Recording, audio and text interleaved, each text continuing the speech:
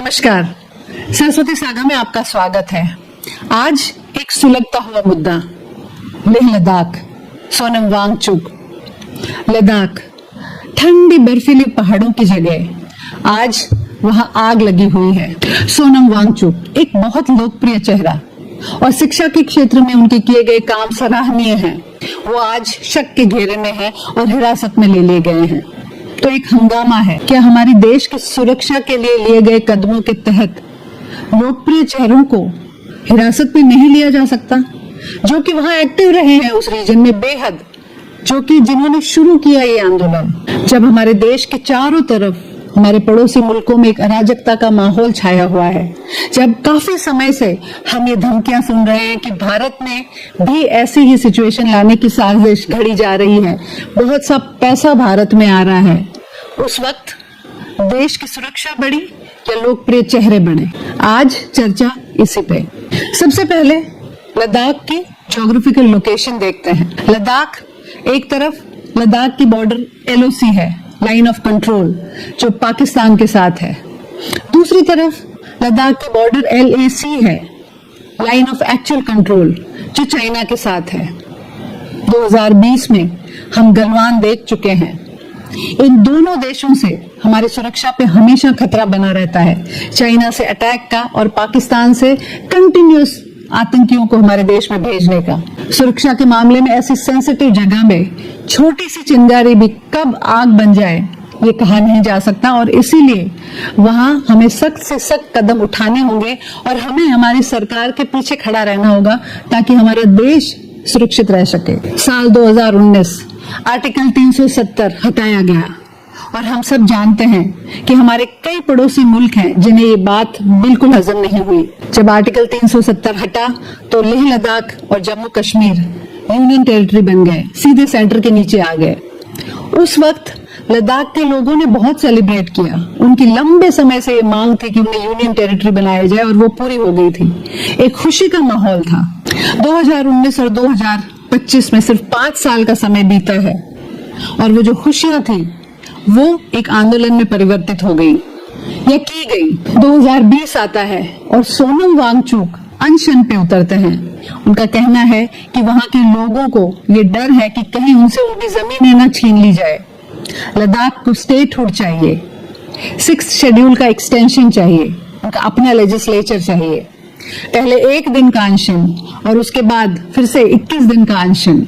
जो खुशी थी यूनियन टेरिटरी बनने की, उसको दरकिनार कर दिया गया। लद्दाख को स्टेटहुड देने के पीछे सरकार को एक बहुत लंबी सोच विचार करना होगा, क्योंकि लद्दाख की जो सिचुएशन है वहां पे कभी भी अटैक्स दोनों तरफ से हो सकते हैं और ऐसे में जो निर्णय लेने होते हैं वो बहुत ही अर्जेंट होते हैं। अगर स्टेटहुड दे दिया जाए तो स्टेटहुड में निर्णयों में कई बार बाधा आ जाती है और ऐसे निर्णयों में बाधा आई हुई हम नहीं अफोर्ड कर सकते, और इसीलिए लद्दाख को स्टेटहुड देने से पहले सरकार काफी सोचेगी, क्योंकि ये हमारे देश की सुरक्षा का मामला है। और उसके बाद इस सितंबर की 10 तारीख को सोनम वांगचुक फिर से अनशन पे बैठे और वही मांगे थी कि स्टेटहुड दिया जाए, हमें पावर चाहिए।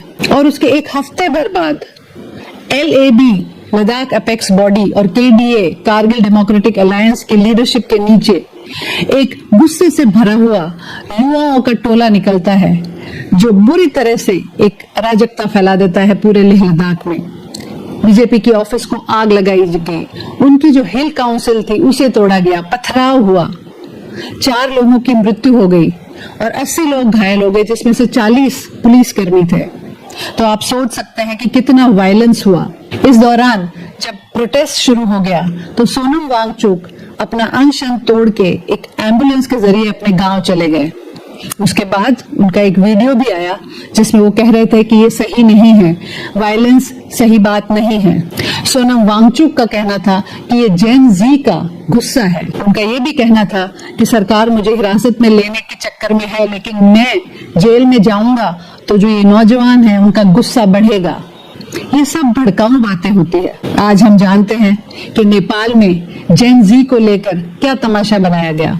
हमारे देश में भी कई नेता हमारे जेन जी को लेकर भड़काने की कोशिश में लगे हुए हैं। गवर्नमेंट एजेंसीज का ये भी कहना है कि बातचीत गवर्नमेंट के साथ वहां के लीडर्स की निरंतर चालू है और काफी मुद्दों पे गवर्नमेंट ने लद्दाख की बहुत सहाय भी की है। और ये खुद सोनम वांगचुक भी मानते हैं कि जो रिजर्वेशन था शेड्यूल्ड ट्राइबल्स का लद्दाख में, वो 45% से बढ़ाकर 85% कर दिया गया। वहां की वुमेन को 1/3 रिप्रेजेंटेशन दिया गया। वहां पे अब तक 1800 जैसे जॉब ओपनिंग्स बनाई गई और निरंतर ये प्रयास और बातचीत चालू थी। ये खुद वांगचुक कहते हैं। गवर्नमेंट का कहना है 25 सितंबर 26 सितंबर को मीटिंग ड्यू थी, बल्कि 6 अक्टूबर को इनकी एक बड़ी मीटिंग आने वाली थी। तभी ये अनरेस्ट क्यों हुआ? गवर्नमेंट का कहना है कि ये पॉलिटिकली मोटिवेटेड है। कुछ लोग, कुछ पार्टीज ये नहीं चाहते थे कि लद्दाख के लोगों के बीच और सरकार के बीच कुछ अच्छा तालमेल बैठे, और तब नाम आता है सोनम वांगचुक का। सोनम वांगचुक लेह के एक छोटे से गांव में 1966 में पैदा हुए। उन्होंने श्रीनगर NIT से इंजीनियरिंग की और उसके बाद एक अनुभव फ्रांस और स्वीडन से भी लिया इंजीनियरिंग डिजाइन्स का। 1994 में उन्होंने सेकमॉल की स्थापना की, students education and cultural movement of Ladakh. ये एक ऐसा प्रोजेक्ट था, एक ऐसी स्थापना थी जहां पे जो बच्चे ट्रेडिशनल स्कूलिंग में कमजोर होते हैं, जो रोजमर्रा की जो हमारी रेगुलर स्कूलिंग है उसमें जो कमजोर होते हैं, उन्हें यहाँ शिक्षित किया जाता था। एक सराहनीय पहल सोनम वांगचुक की। हमने कुछ उनकी कहानी 3 इडियट्स में भी देखी। वो जो कैरेक्टर था वांगडू का, वो इन्हीं से इंस्पायर्ड था। इनके जो सोलर पावर्ड कैंपसेस हैं वो युवाओं में आज भी बहुत ही लोकप्रिय है। इनके बहुत से प्रोजेक्ट्स जैसे कि आइस स्तूपा, जो कि एक आर्टिफिशियल ग्लेशियर है जिसके द्वारा ये लद्दाख की जो पीने के पानी की समस्या है उसे खत्म करने की कोशिश कर रहे थे, वो भी बहुत सराहा गया।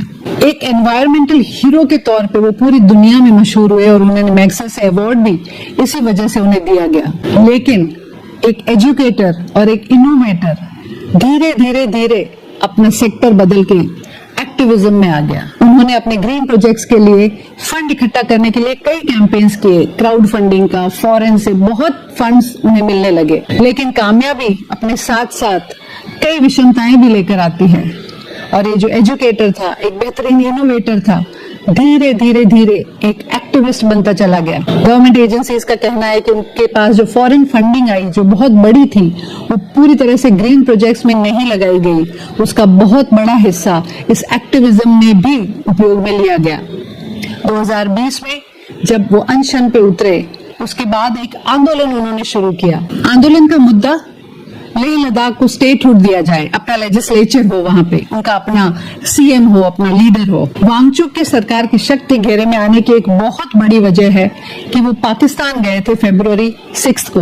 हम सब जानते हैं कि इस देश में पहलगाम में जो वाकया हुआ, उसके बाद हर पाकिस्तान जाने वाले पे शक का घेरा पड़ा ही है और पड़ना भी चाहिए। सरकार का कहना है कि इस वाकये के 2 महीने पहले उनके एक प्रोजेक्ट के लिए जो जमीन थी वो रोक दी गई, उन्हें नहीं दी गई। FCRA जो फॉरेन फंडिंग्स के लिए लाइसेंस देता है, वो लाइसेंस भी उनका रिवोक कर दिया गया है। 24 सितंबर को बीजेपी के अमित मालविया ने एक ट्वीट में एक वीडियो डाला है जो पुराना है, जिसमें सोनम वांगचुक कह रहे हैं कि जब प्रोटेस्ट करने निकलो तो मास्क पहन के निकलना। और हम सब ने देखा कि कैसे ये प्रोटेस्टर जब निकले तो मास्क उन्होंने पहने हुए थे। उस वीडियो में बकायदा वो दिखा रहे हैं। तो इतने सारे कोइंसिडेंसेस नहीं हो सकते। मैं और आप ये नहीं जानते कि सोनम वांगचुक इसमें कितने इन्वॉल्व है या नहीं है। ये काम न्यायतंत्र और सरकार का है कि ढूंढे कि उनका क्या इन्वॉल्वमेंट है। हमारा देश आज एक ऐसी परिस्थिति में है कि बहुत सी बाहरी ताकतें कोशिश कर रही है कि एक अनरेस्ट पूरे इंडिया में फैले। ऐसे में सुरक्षा के लिए सख्त से सख्त कदम हमें उठाने होंगे।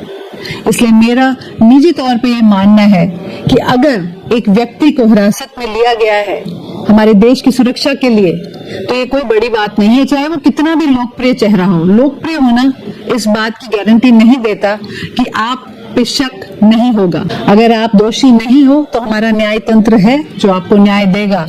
लेकिन अगर आप दोषी हो तो फिर भारत माँ के प्रति आपने घोर अपराध किया है। आप भी कमेंट में ये अवश्य बताएं मुझे कि क्या कुछ सख्त कदम हमारे लिए अनिवार्य हैं हमारे देश की सुरक्षा के लिए। एकजुट होकर हमारी सरकार और हमारी पुलिस और हमारे आर्म्ड फोर्सेस के साथ खड़े होकर हमें उन बाहरी ताकतों को रोकना होगा, हमारे देश की स्टेबिलिटी को बनाए रखना होगा। जय हिंद, नमस्कार।